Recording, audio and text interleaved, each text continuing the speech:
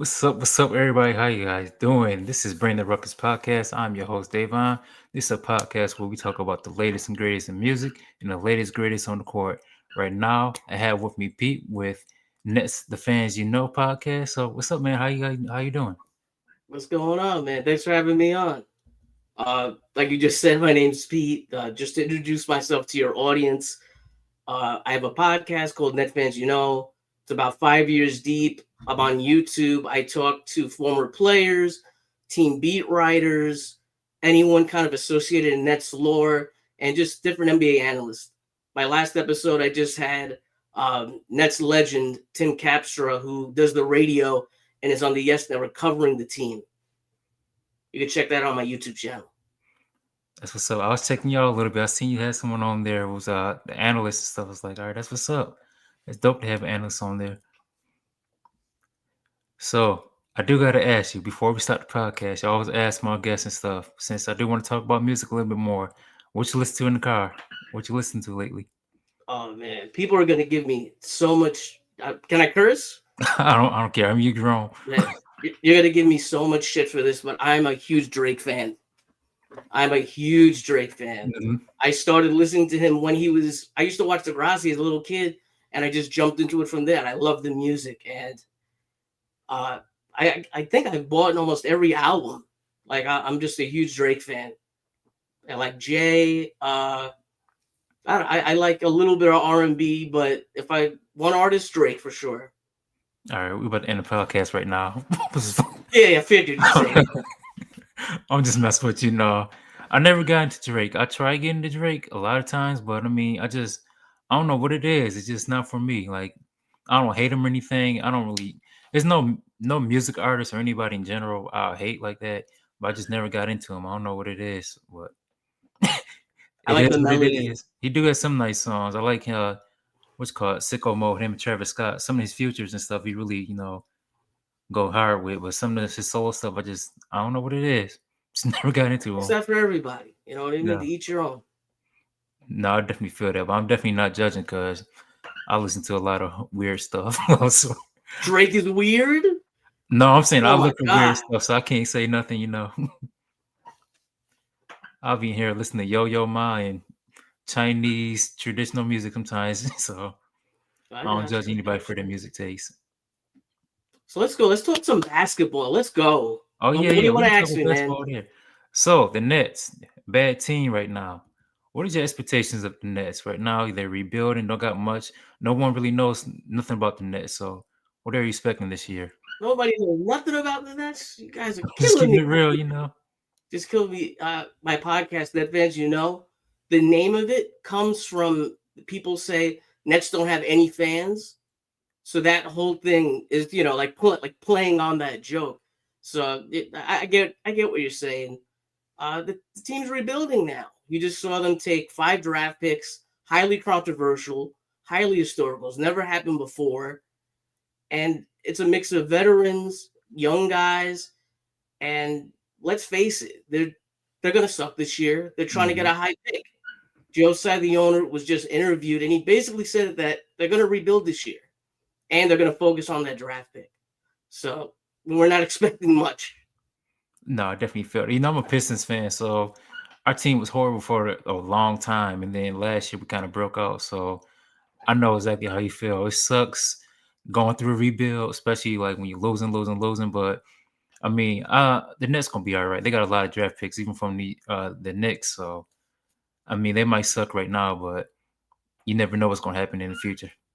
Yeah, Trojan Langdon, I believe, I think he's GM now in Detroit. Yeah, Is I don't know if I don't want to say he got his start, but he used to be Sean Marks's like right hand man when he came to Brooklyn.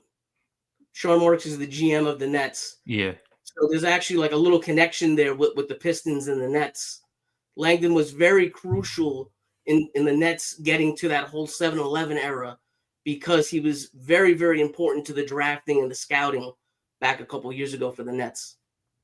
Yeah, I didn't even know that, but that's dope. I didn't know it was like connection like that. I'm not a Nets hater. I'm just gonna say that. I'm more of a Knicks hater. But that's So am I. a whole no different conversation. But Yeah, that's dope. I didn't know it was a connection like that. With that being said, what do you feel about, the next edition, the draft picks in there? Danny Wolf, what do you think about, them adding him? All the draft picks, or just Danny Wolf in particular? Just Danny Wolf for now. We can go through all of them, but I mean, you can just say Danny Wolf for now. Danny Wolf, their last draft pick in the first round, power forward, center, good handle, can shoot the three. He kind of reminds, the dream would be getting him to like a Kelly Olynyk type of role. Yeah. I don't know if he's made out for that, but he's definitely a special big in that he could handle the ball, he could pass, great IQ. I think he's like 23 years old right now. He's one of the older players in the draft. He was a senior out of Michigan. He's going to need some time to develop, but I think he's going to be a good player. I don't think he's going to be an all-star, but I could see him starting down the line. All these draft picks in general are just so young. They need time to develop. No, I definitely feel that. It's definitely going to be a development year too, though. I say Danny Wolf because he's one of the players that I remember like going to the draft. A lot of people I've seen was just really hype on. I'm like, why are they so hype on this kid? I didn't know much about him. People thought he's going to get selected higher. So I'm like, what is it about this dude that I don't know? The skill, the 3-point shooting, the handles, the passing. He could pass better than most bigs. Like right now, he has that talent, and that's what differentiates Danny Wolf. Now, does he need help in rebounding? Does he need help in defense? Does he need time to kind of catch up to the speed of the NBA game? Yes. Right now, he's hurt, so he's not even playing. Yeah, I was watching that game a little bit yesterday with Charlotte. I was kind of expecting it, but I mean, I didn't know he was hurt either. So it was kind of weird. He's the main one I kind of want to see just because I was hearing so much about him. But I did see number 77 on there. He was balling. I was like, who is this Luca kid? I was thinking it was Luca at first. Number 77 is the only person. Him and Lucas are the only people with that number. Like, who is this dude with this number? But he was out there balling and stuff. But what, Ben Surratt? From him. What's that? Ben Surratt? Yeah. I didn't know nothing about him, but I was watching the game, and he was looking kind of nice for a rookie, especially starting off. Pick number 26 out of Israel. This dude is 19 years old, but has the poise of, I don't want to say like a veteran, but he's been playing against grown men for years already. Mm-hmm. So he's definitely more advanced than a couple of the other rookies. And right now he's the starting point guard for the Nets. He had 7 rebounds yesterday as the point guard. Yeah, that's insane. His game is very nicely polished, but he does not have a 3-point shot, and that's the knock on him. He can get downhill, big body, can defend, and the Nets love big point guards. So putting him at point guard right now is kind of exactly what the organization wants. Good passer, but I'm going to keep on repeating the same thing, that these guys need some time. Oh yeah, I definitely know about that. I feel like a lot of fans get impatient, but I'm someone like I'm always practicing, patience because 19-year-old, 20 years old, like come on, if we was at any, that's just normal job. You just come from McDonald's, 19, 20-year-old, you're not gonna know how to do that job right away. So NBA is a much tougher job, flipping burgers. So you gotta have patience with them. But no, I did see actually on your podcast too, talking about him. Is the fact that he played overseas and the fact that he's got to muscle up a little bit, even though he played with physical 30-year-olds. It's still like at the end of the day, he's not developed yet, so he's got to develop. Who's next? Let me see what other rookies we can talk about. I gotta look at their rookie list too, though, because we can talk about Igor Demon, 8th overall pick. Very controversial. A lot of people felt that the Nets reached. He actually has a tear in the bottom of his foot right now, but they're still letting him play. His first game was against the Raptors in preseason, the last preseason game. So yesterday's game against Charlotte was actually his first game. I guess you could say first real game. Yeah. And getting some burn. Made a couple threes. I think he's the first Nets rookie ever to make 3 3-pointers in his first game. Yeah, that right there is crazy too. Though. I mean, that's something to hope for. But Yeah, he's a big guy. He's definitely a big guy. People say he's a point guard. He played point guard at BYU. I think he's going to be more of a wing who can pass a little bit rather than a point guard. The handles need a lot of work. Sherman Marks has been taking a lot of shit for getting him so early, but we'll see what happens. I'm not the biggest fan of him, but I would love to be wrong. I I really hear would. that. I feel like what they're doing though, I mean, it doesn't make sense, but it does make sense. They're just getting a whole bunch of picks and seeing like throwing a whole bunch of stuff at the wall and see what sticks. That's pretty much why I look at it from the outside in. If I'm wrong, then you can let me know. But from the outside in, just look like get a bunch of young talent. When someone develops, maybe not be their star player, franchise player, but it can be a good role player, and then later on they can kind of build off that. They But took 5 picks, and I think they said we're going to try to get a point guard out of this group, and we'll see what happens. Maybe they develop, maybe they don't. Like look at just 2 years ago. I think 1/5 or 1/6 of the first round has already been waived by their team there, from like I think it's just 2 years ago. We're talking, top 30 picks. The draft is a draft. It's gonna sometimes hit, sometimes you miss. It is what it is. You're not gonna assume that all 5 are gonna be able to make it. And I thought you made actually a very great point.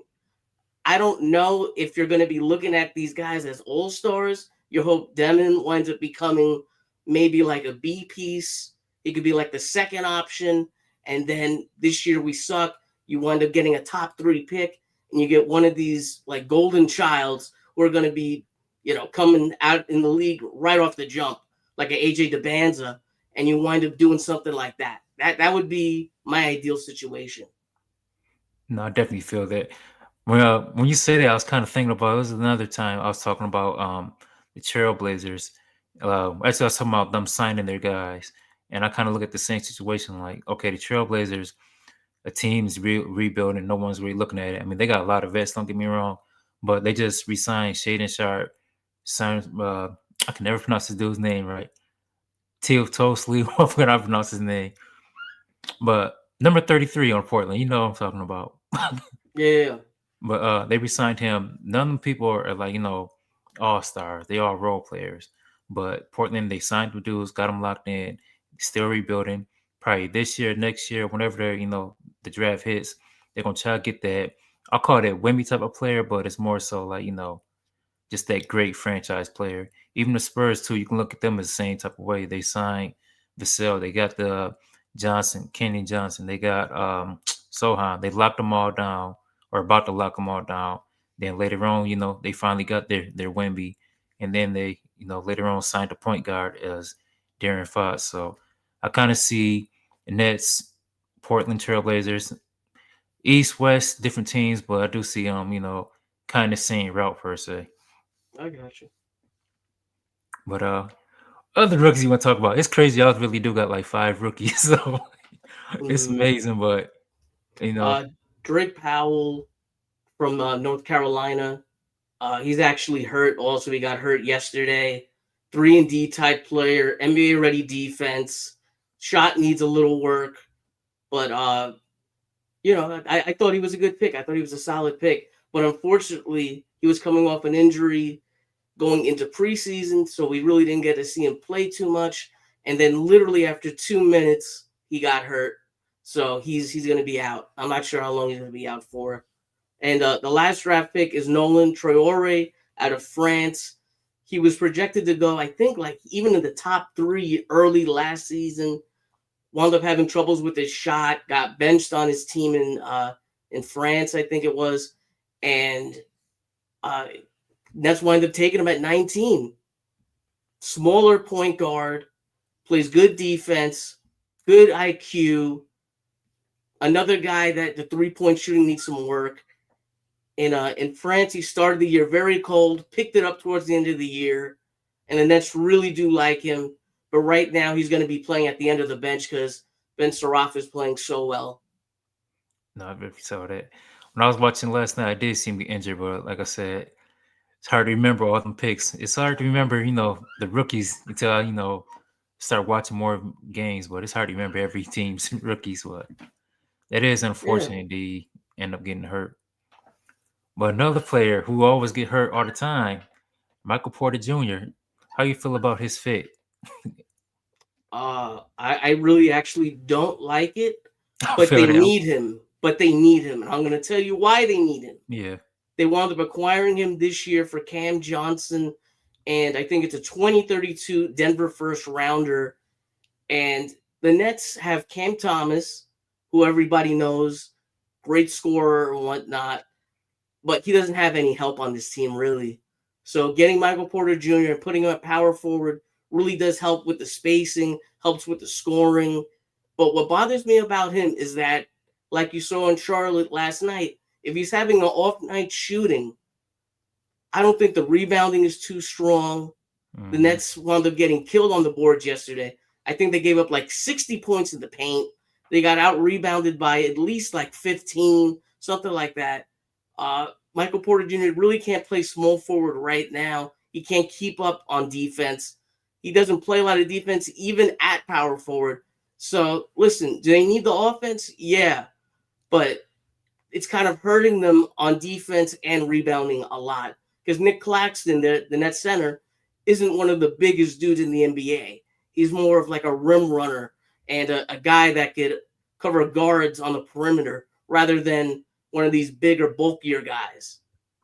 No, I definitely feel that. I feel like Michael Porter Jr. Everybody think he's gonna come there and just be lights out, but like you said, when he's not hitting things, he's not really that effective. And it's crazy too, because you think him being a power forward, he'd better use his speed as an advantage or something like that. But He don't got no speed. I He's was about to old. say, I was about to say that he don't even have the speed or nothing. But he has. I mean, he's 6'10", so you think he'll be able to hold it down a little bit. But He could get a shot. It's very good for getting a shot off, yeah, having the size. I just don't like him at power forward. I would love to see a guy like Noah Clowney, Nets first rounder a couple of years ago, who really kind of came into his own. I think this is his third year. I'd have to check that up. And he's been lights out shooting the ball in the preseason. He's about I think he's 6'10", young guy. They just picked up his contract for another year. I would like to see like a youth movement if we're going to be rebuilding, rather than seeing a Michael Porter Jr. taking his minutes. But that's just me. no, I definitely feel that. I remember talking last year about Noah Conley. He's breaking out a little bit, either like the year before or so. I thought he's gonna do a little bit. I know he's going some power forward, play kind of big, but no, Mike Porter is probably probably hurting his growth a little bit at this point. Yeah, Clowney's 21 years old. Dang, I And know let he's that me young. check. This is his third year. Yeah. See, I thought he was like 24 though. That's crazy. Like he's No. actually only 21 still. Did Yep. he get drafted when he was like a teenager? He was a first round pick in 2023, 21st overall, and he was taken at 19 years old. That's why. I would say it seemed like he's been in the league way longer to be just 21 years old. That's a good thing though. That means he's gonna still developing that thing. Who's next? Let's go. You mentioned Cam Johnson or Cam Thompson. We gotta talk about Cam Thompson. So Cam how do you Thomas. feel about the re-signing, low deal type of thing?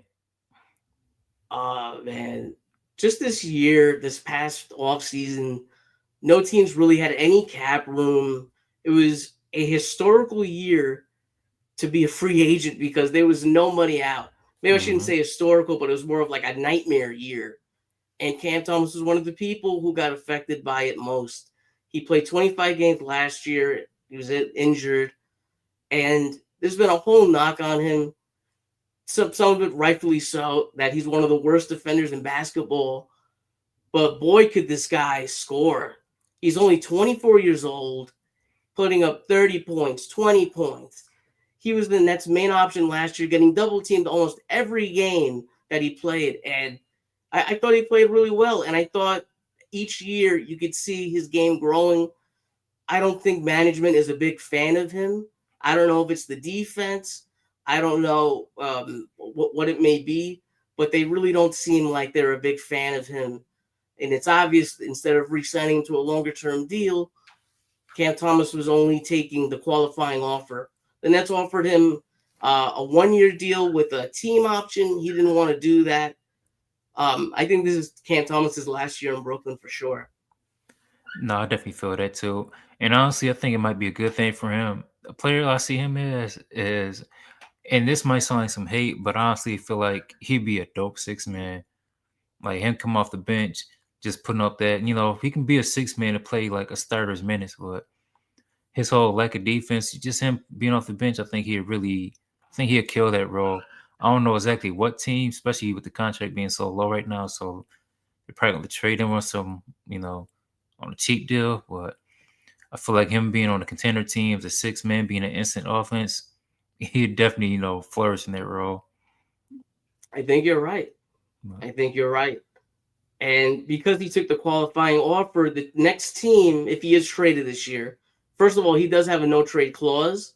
So he'll have to approve the trade, 1. And 2, the team that does get him will not have his bird rights. So that means they can't go over the cap to re-sign him. So it might be a rental unless they open up some cap space. And if you do get a Cam Thomas on a playoff team and he does have like one of these magical playoff runs where he's just putting up major points, he's going to get paid. He's going to ask for a lot of money. No, I definitely feel that. And he definitely won a lot of money. You've seen that all off season. Him going back with people on Twitter and stuff talking about himself, which honestly, I'm one of the people when it comes to players wanting their money, get your money. I'm not going to be someone like this person doesn't deserve that type of money. Even when they're on my team, like, all right, they might be hurting the team, but I put myself in their shoes. They have a livelihood. If someone's going to offer you more money, I mean, why not take it? If I had a job called me up right now and said they're going to give me $1 million, hey, sign the contract. So, I got you. I don't fault them for wanting more money. That's the end of the day. They're young, their livelihood, they got a life to live, and ultimately they're putting their body on the line. So it is what it is. But it's unfortunate though. But when he gets sold, he's gonna get a nice little draft pick. So get some draft picks for him. So that also help the Nets' future as well. We'll see. Yeah. What's next? Let's go. Got to talk about your boy Claxton. Claxton. I don't know what the Nets going to do with him. They re-signed him. I thought they was going to flip him. So, for someone on the outside looking in, what do you think the next move is going to be for Claxton? You said he's undersized. He's not really bulky. What do you think was next move for him? And also, they played him off the bench. So, he's the starter. He's the starter. Yeah. Mm-hmm. Claxton is he's undersized, right? There's some small forwards who have the same height as him. He had 4 rebounds yesterday, but he had a great offensive night, if that means anything. His long-term future on the team, I think they like him a lot. His contract is descending. Each year it's going down, so it makes it a little easier to trade. But if you look in the NBA, if you're, you look at your team, you probably already have a center already. There's not too many teams that need a center. The biggest noise we heard was coming from the Lakers, and they got Ayton, so they don't even need a center anymore. I think he's going to stay with the Nets. I would be surprised if they traded him this year. Maybe next year. They might drop him off. Maybe. But even then, you'd have to find another center to replace him. His contract isn't too bad. No, I definitely feel it, especially being a descendant contract. I'm not gonna lie, I was playing 2K before we got on there, and Claxton is always a player I always have on there, just because I don't know, I always like Claxton. Like soon they got him right after Jared Allen left. I was like, dang, they got basically the same type of center right back. Defensive minded center who's gonna block a whole bunch of shots. Jared Allen's better. Yeah, way better. But he's still, But I see what you're saying. Yeah. But yeah, Jared Allen was my dude. I kind of was sad when they traded him. I'm not gonna lie, but I understood it. But don't get me started on that KD team. I swear, I knew KD, Kyrie, and Harden was not gonna work out. It just was a horrible fit. It was just a dumb trade to me. But I can talk all day about how these super teams get formed and they never come up. They never like, do anything. It's always the same story. Everyone gets That's real hype about old. them, and That's then old, man. That's been talked about. yeah. But What's next? Can you give a hit me? how do you feel about coach? Jordy Fernandez. I Yeah. think he's a good coach. I think he's a very good coach. He runs the point series offense, which is a part of the Princeton offense, where you have a big man at the elbow. If you can imagine a basketball court, you have a big man at the elbow, and you have a lot of running around in different places, guys setting picks. You'll have maybe like a point guard run up to him. Like, let's say, I'm going to break it down a little easier because I don't want to confuse anybody. You have Nick Claxton holding the ball. His back is to the basket. We have a point guard running towards him, and we're going to see either a dribble handoff or maybe a pick and roll or whatever it may be that you might see. And there's other action going on the other sides of the court. So maybe Michael Porter Jr. might be setting a pick for somebody to do like a back cut. That's very, very basic way of breaking it down, I but feel that. that's what Jordy runs, and he's a players coach, and he's a stickler, right? Mm-hmm.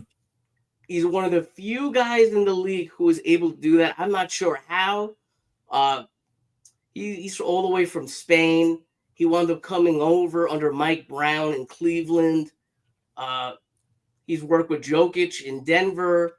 He's worked with Sabonis. And right now the Nets are looking for their Sabonis and Jokic to kind of run the system. Right now they don't have it. This guy is a meticulous game planner, but he doesn't have the talent right now. No, I definitely feel that. I want to be surprised they get this bonus while you mention it because the Kings they gonna rebuild. I hate being like this, like a hater, but after you watch basketball for so much, you can see teams where it's gonna be like, all right, they might be here and they're gonna just drop. And I definitely see the Kings, the team that's gonna end up dropping. And I mean, the Nets are a team that got the draft picks. They can easily just, all right, let's make a flip and get this, star player and do some other moves. So, hey, not saying it's gonna happen, but you never know. You never know, man. It's a crazy league. Yeah. So you say you've been a Nets fan. I don't think I asked you. How'd you become a Nets fan? I started off a Yankees fan. I'm from Brooklyn, New York. Yankees fan. In New York, the Yankees are on this network. It's called the Yes Network. Yeah. Yankees Entertainment and Sports. Big Yankee fan. Mets are our rivals. They play in Queens. Yankees play in the Bronx. The Mets colors are orange and blue. Could you guess why I'm a Nets fan? No. The Knicks. Well, what were the Knicks colors? Yeah. Orange and blue. Yeah. So just off that, and the Nets used to play their game. Well, they still I shouldn't say used to. They still play their games on the Yes Network. So they kind of are like hand in hand on the network. And man, I just spent my childhood rooting for the New Jersey Nets when they were just they had back-to-back finals appearances. They lost, and then it's been downhill ever since. But I don't change my teams. I would go to games after college. I guess I should say I went to college in New York, and I would take the train into New Jersey by myself just to go to a Nets game that might be like an hour or two away. And that's how I spent a lot of my childhood, watching Nets games, traveling. And then they wound up moving to Brooklyn in 2012, and I live 15 minutes away. So it's been a dream come true for sure. Oh, yeah, that's real dope, man.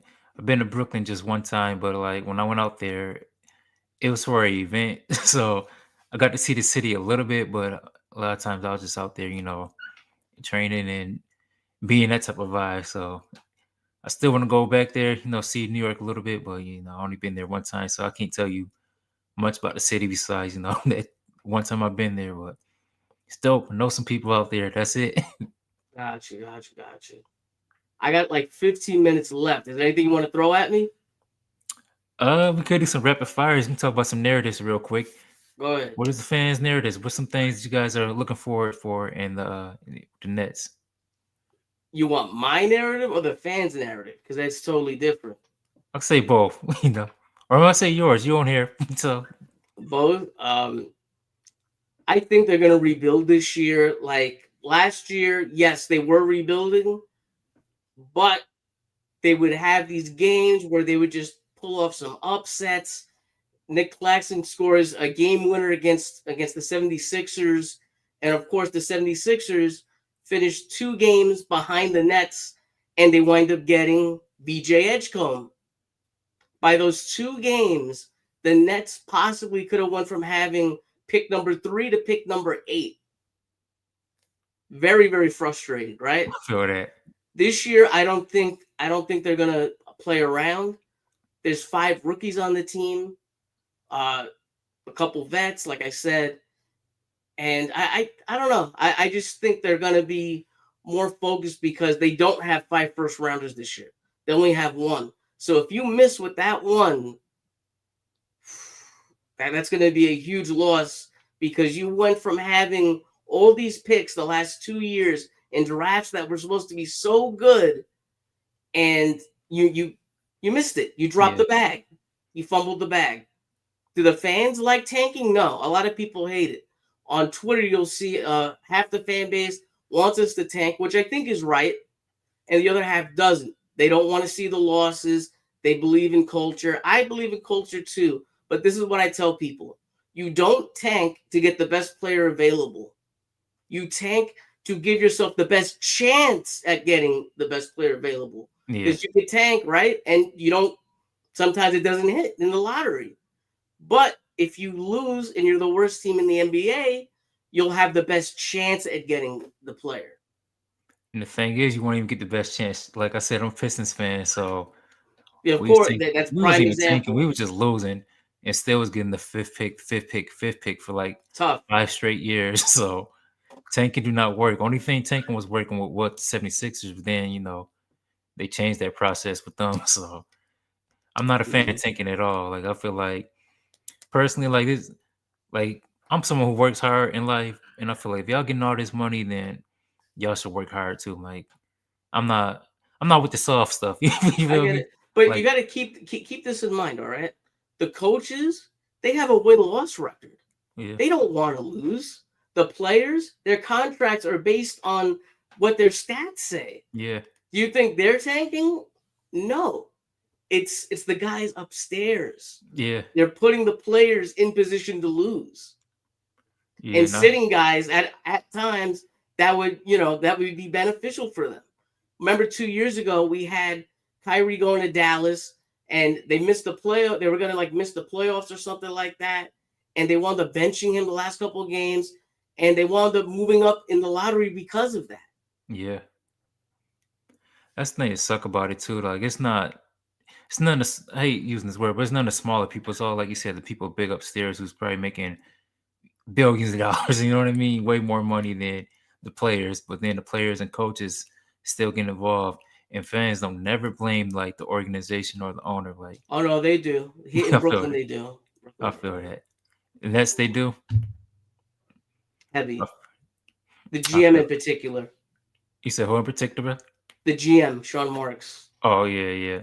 A lot of people, but he's been a GM here for years already. Oh So yeah, they feel like he's a little bit past his time, and a lot of people want to see a change. There's some people that a lot of people still defend him, and they don't feel like it's his fault that they're playing the way that they're playing, and things got set up the way it did with Kyrie and Harden and KD.